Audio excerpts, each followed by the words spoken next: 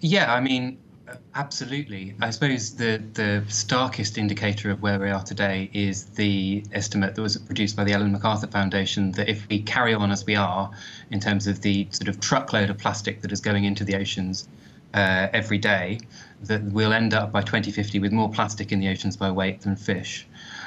So, it is an issue that is attracting more and more attention from Justin Trudeau on downwards, and it has caught the imagination of so many people because they realise that something that is in our lives every day, something that we're using all the time, is having such a negative impact, and it has almost insidiously grown to be part of what we're doing. But actually we're not really thinking about it. So I think things like the Blue Planet program that happened have triggered a real awareness of how plastic is part of our lives, but how we need to take more care with it and actually move beyond it in many cases. So is the onus on individuals, consumers, to change the situation, or will it need more cooperation by big plastic-dependent corporations to affect real change?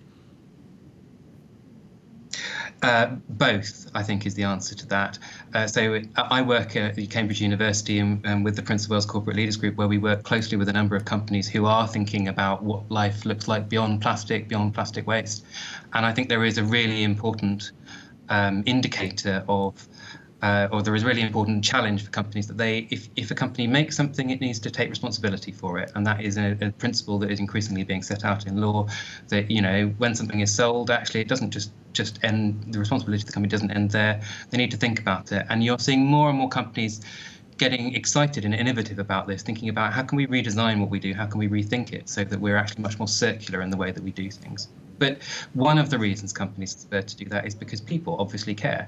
So, I've spoken to major retailers who have been deluged with letters in the last 6 months about genuine concern, asking them to kind of take plastic off the shelves and get rid of it. And you can see examples of things where, for example, pointless plastics like those little stirrers that you have in disposable coffee cup, in takeout coffee, where something's used for 2 seconds and then thrown away, and that isn't sustainable. And people just saying no to that kind of thing makes a real impact.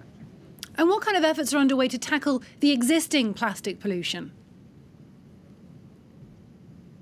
So I'm speaking to more and more companies that are setting big targets that they can see that. Oh, sorry, you mean the existing plastic pollution that's in the water? Yes.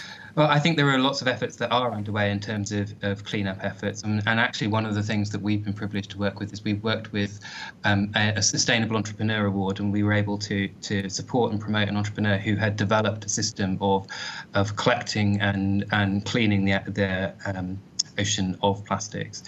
But it is a genuine challenge. I mean, particularly as plastic breaks down into microplastics, which is still out there in the ecosystem and can end up in the food chain.